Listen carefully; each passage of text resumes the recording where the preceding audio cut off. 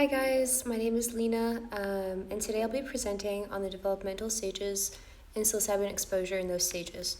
Sorry to not show my face, I tried so many apps and none of them would work. I even paid for one and it still wouldn't work. However, I'm really excited to be talking about this topic because it is really dear to me, and we're going to be exploring how different developmental stages, including the risks, ethical considerations, and potential therapeutic value of the psilocybin exposure. So we're going to be expanding on childhood, adolescence, and emerging adulthood, but mainly focusing on adolescence and emerging adulthood. Our thesis is that although psychedelic therapies have been shown to have really strong potential in treating conditions like PTSD, anxiety, and addiction, their effects are not the same across all ages, of course. And each developmental stage plays a huge role in shaping the risks, ethical concerns, and the overall safety of each one. There are current clinical trials going on that show psilocybin has been, significant in reducing these symptoms. The research question once again is, how does each stage influence the risks, ethics, and potential therapeutic value of exposure for psilocybin mushrooms? This topic matters because psilocybin has been getting a lot of traction the past decade, and even more so this year, as Trump has signed an FDA approval to accelerate clinical trials in the U.S. Oregon and Colorado have already approved it, and they've been practicing clinically for quite a while. So with that all being said, we're going to explore mainly adolescents, really focus on why they matter, the youth, in essence, people who are under 18 years old, because they are highly influenced, highly vulnerable, and they're experiencing high change at that time. Recent research shows that basically adolescents are really vulnerable because of the ethical concerns, and this population is at risk. And however, even though they're at risk, they are potentially responsive to intervention. What that means is we can't really study them because it's unethical. They're under 18 unless they have approval. The key developmental concepts we'll be exploring is the brain development, risk-taking behavior, socio-emotional development, identity development, and sensitive periods. It's important to keep these in mind to really navigate this topic. Brain development, we all know that our brain doesn't fully develop, especially the prefrontal cortex, until you're in your 20s. So if you're under that, you're probably have low impulse control, low emotional regulation. I'm sure we can all remember those times where we could just pull the trigger on something and we're like, why do we do that? So the youth is basically at a huge risk because of that. That's what I have to say about that. Once again, they are highly seeking sensation. They're really pulled by the peers around them, and they're more likely to experience psilocybin without any monitoring, which makes it really complicated because they're not studying them in a controlled or therapeutic environment. Like, the youth might be taking it at a party or somewhere really inappropriate for them to take it. Socio-emotional development, again, they are still developing emotionally. They're highly sensitive to the places around them. And yes. Identity development. We look at Erikson's identity versus role confusion. We see that, of course, the youth don't really know their place in society. They're trying to figure out who they are, and because of that, they're not stable. So in taking psychedelics, they can either be really stabilizing for them or destabilizing, depending on the timing. And for emerging adulthood, it's a little bit better because they've grown a bit, they're in the exploration stage and the commitment stage. Also, introducing altered states of consciousness during identity formation can influence how individuals understand themselves and the world around them. So we're hoping they understand it for the better. These are sensitive periods to really put an emphasis on it because they're still developing, and early exposure is linked to higher long-term risks.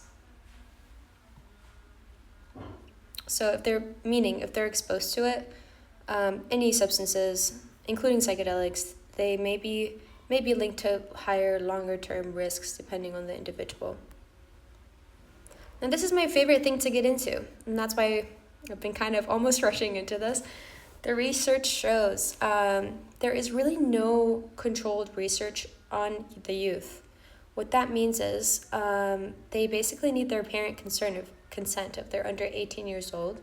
And so nobody has been able to study it. They've only been studying psychedelics on adults. For example, Simonson, I don't know how to say his name, conducted a large-scale study to examine, adolescent psychedelic use and the mental health outcome. Their findings showed that psychedelics were associated with increased manic symptoms, particularly individuals with underlying vulnerabilities like genetic predispositions or prior mental health concerns. It suggests that the effects of psychedelics are not uniform and depend heavily on individual factors, including developmental stages. Also, a lot of youth will just take psychedelics and then they'll call 911 because they're freaking out. They'll have a manic episode, of course. And so we've collected data from there, poison control. They also agree that the symptoms in adolescents seeking medical attention included psychological, physical ones like hallucination, confusion, panic, paranoia, in some cases, psychotic-like or manic symptoms, especially in people who are vulnerable.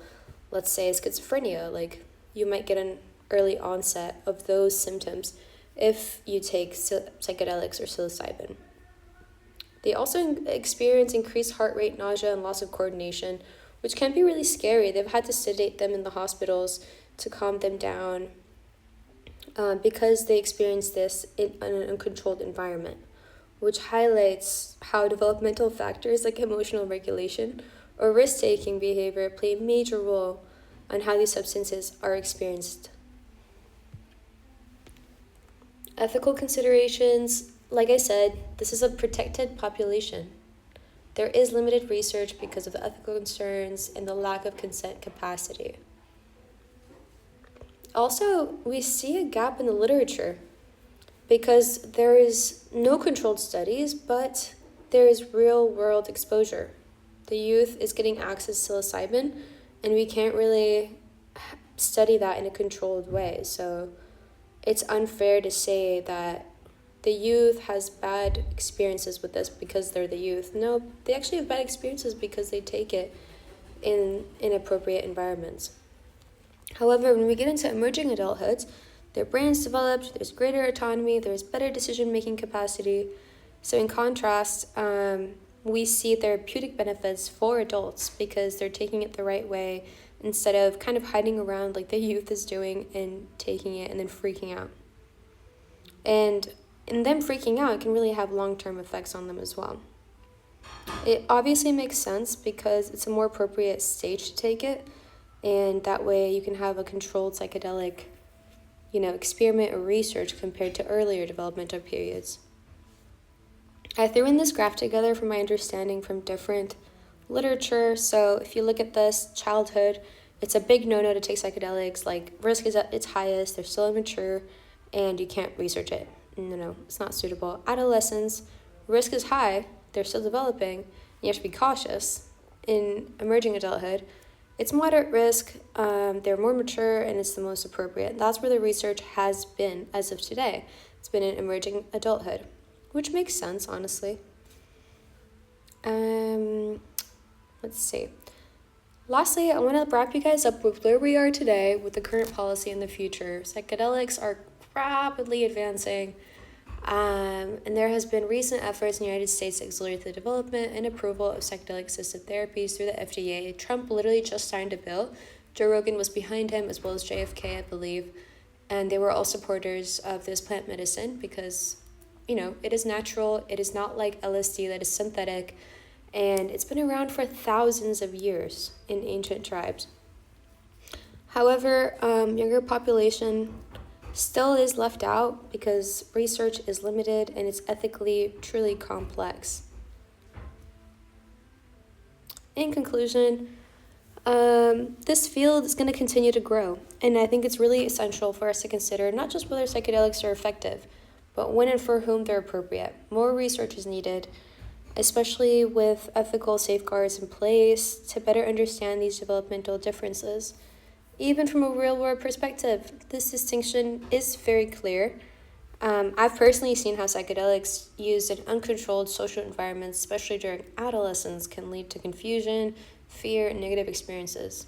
However, I've also seen how, when used intentionally in the right setting, they can have meaningful therapeutic effects, um, truly like lessening anxiety, PTSD, addiction, and even a greater connection to what you could call God or spirituality, and a connection to others in the community. So, this contrast really reinforces the idea that it's not just about the substance itself, it's about the timing, the environment, and the developmental readiness. So, you'd say it's about set and setting mainly. I hope you enjoyed this quick overview. It's truly a short time and I couldn't show my face, but it's a topic that I hold dear to my heart because I'm hoping to get into it in the future. And these are my references. Overall, my research is not trying to promote psychedelic use in younger populations, but just to emphasize that developmental timing matters and that psychology should guide these conversations, not just popularity or trends. And to really keep an eye out for the youth because it can be scary. And we can even explore suicide prevention. That's a big deal with the youth and how psilocybin is really therapeutic for that. Thank you so much for listening. See you.